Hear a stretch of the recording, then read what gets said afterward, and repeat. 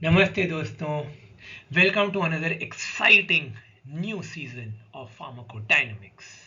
This is a very dynamic chapter, तो इसको समझने के लिए आप लोगों को बहुत ज़्यादा डायनामिक होना पड़ेगा, that is full of energy.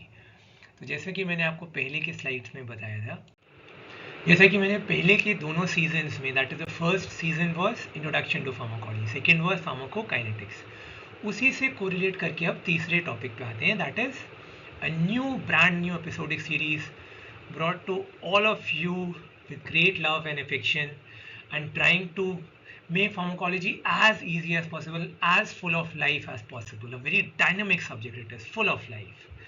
ठीक है, तो फार्माकोकाइनेटिक्स तो हो गया, ये हमने समझ लिया।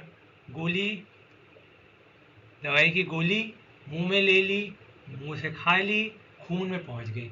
अब ब्लड के बाद वो पहुंचेगा रिसेप्टर पे।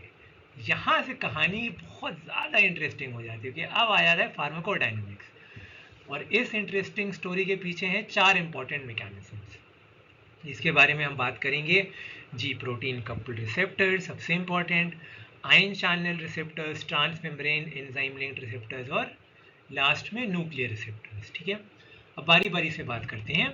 ये तो बस मैंने ब्रीफ ओवरव्यू दिया आप लोगों को। चलो, let's now begin our beautiful journey, very dynamic journey full of life of pharmacodynamics. सबसे पहले डेफिनेशन की बात करते हैं, होता क्या है। It is the study, basically अगर कोई आपको बोले ना हिंदी में समझाओ, अगर कोई बोले तो बस मैकेनिज्म, ड्रग का मैकेनिज्म, बस दैट्स अबाउट इट।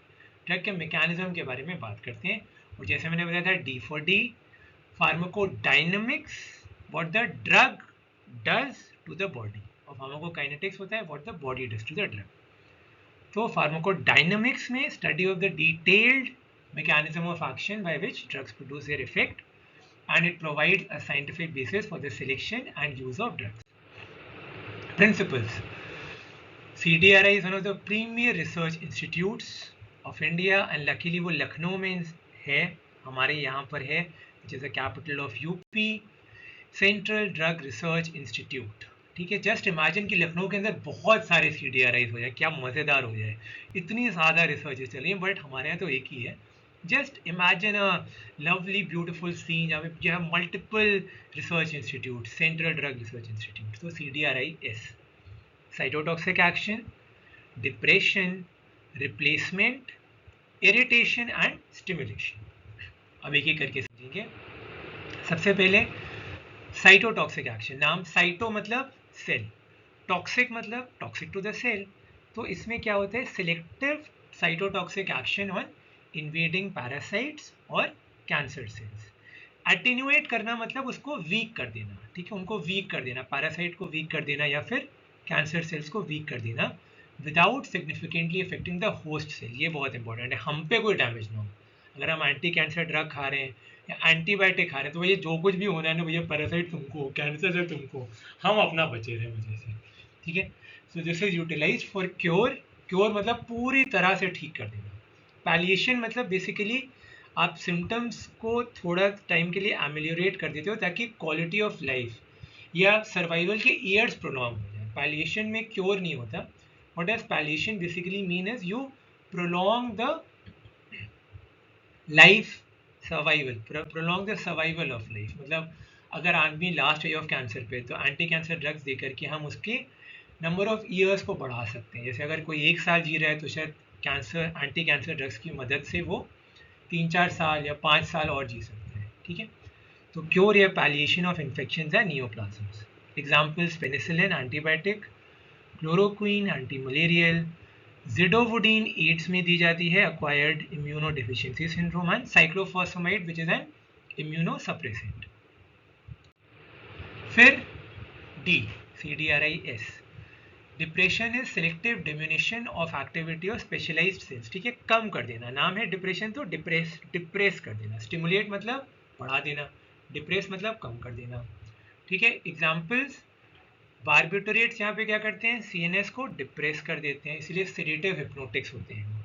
सेडेटिव क्या होता है, क्योंकि काम, रिलैक्स, एकदम मेडिटेटिव स्टेट में, जैसे ये जो ध्यान मुद्रा होती है ऐसे स्टेट में ले आता है, अल्फा वेव्स एक्टिवेट हो जाती हैं। अभी जब आप मेरी बात सुन रहे हो तो आपके बीटा वेव्स चल रहे हैं। ठीक है, फिर क्विनिडीन जो कि एक एंटी एरिथमिक ड्रग है, वो हार्ट को डिप्रेस करता है तो उसको एरिथमियास में देते हैं। जब रिदम इधर उधर होता है हार्ट का उसे कहते हैं ए रिदमिया। ए मीन्स एब्सेंस, ए या एन, जैसे analgesia absence of pain, algesia is pain, A is absence, so quinidine is given in arrhythmia. Heart की जो नॉर्मल रिदम है वो एब्सेंट है, या तो दिल बहुत तेजी से धड़क रहा है you you you you you, या फिर वो ऐसे ऐसे ऐसे ऐसे ऐसे धड़केगा तो टैकीकार्डिया। पल्स रेट जब 100 को क्रॉस कर जाए, 100 के ऊपर तो टैकीकार्डिया, और 60 से नीचे तो ब्राडीकार्डिया।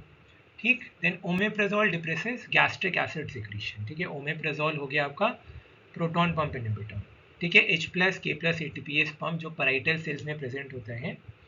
आप लोग सब पढ़ चुके हो, chief cells, parietal cells, mucus cells, ये सब हमारे पेट के अंदर होते हैं। ठीक, so depresses the gastric acid secretion.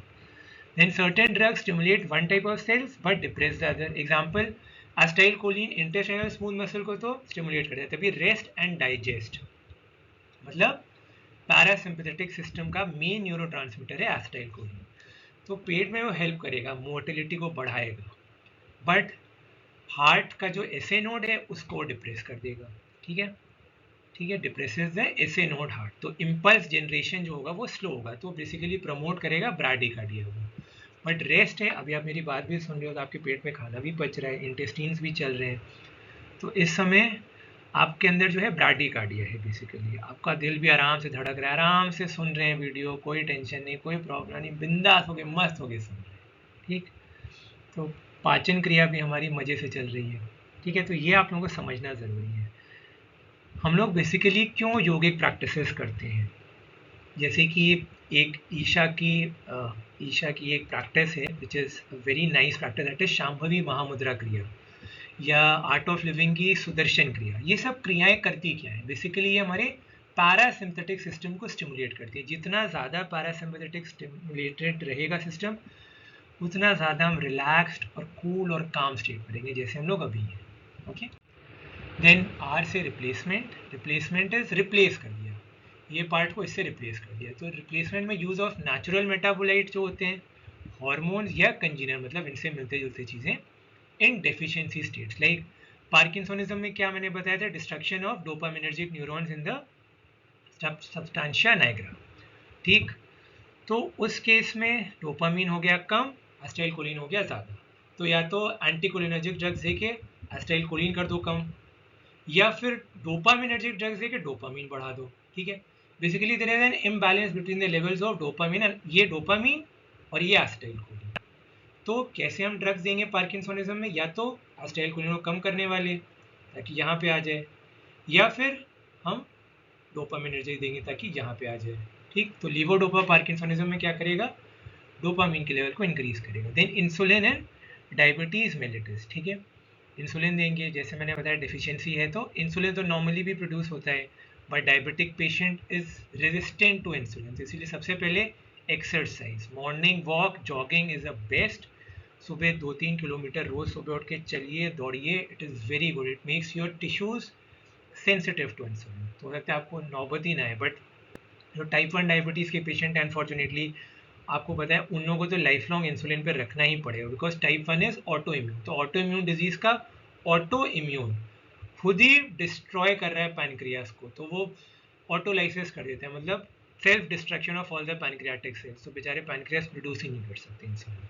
ठीक है, फिर अनीमिया आयरन की कमी की वजह से होता है, ऑब्वियसली हीमोग्लोबिन लेवल कम होता है, तो खूब बोलते हैं हम, या तो आयरन टैबलेट्स दें, वो बाद में देते हैं, पहले हम कहते हैं पालक खूब खाओ, हरी green leafy fruits and vegetables खूब खाइए, आयरन आपकी बॉडी में अपने आप बढ़ जाएगा। आई से इरिटेशन, इरिटेशन का कोई ऐसा एग्जाम्पल नहीं है, बस आपको पता होना चाहिए what does irritation mean, non selective या नॉक्शियस, नॉक्शियस मतलब टॉक्सिक इफेक्ट, और ये लेस स्पेशलाइज्ड सेल्स के लिए होता है। ठीक है, can result in loss of function या डिमिनिशन, डिमिनिशन मतलब कम हो जाना फंक्शन का। And last is stimulation which refers to selective enhancement, अब बढ़ा दिया लेवल, जैसे कि एड्रेनलिन दिल की धड़कन को बढ़ा देता है। ठीक है, सिंपैथेटिक में आदमी को फाइट या फ्लाइट करना है तो भागो, या तो उससे लड़ लो या तो उससे लड़ लो, मुक्केबाजी कर लो, उसको कहते हैं फाइट, या फिर वहां से भाग जाओ। तो दोनों केस में हमको दिल की धड़कन तेज चाहिए, लंग्स के अंदर ज़्यादा सांस चाहिए, तो ब्रोंकोडाइलेटेशन होता है भयंकर, और दिल की धड़कन बढ़ती है तेज भयंकर, ताकि फटाफट फटाफट ऑक्सीजन आए और ऑक्सीजन जल्दी से दिल में पहुंचे, ताकि हम भाग सकें या फिर लड़ सकें. फाइट और flight, that is activation of the sympathetic nervous system. And pilocarpine stimulates salivary gland, जिससे कि हमारी लार ज़्यादा बनने लगती है. ठीक है.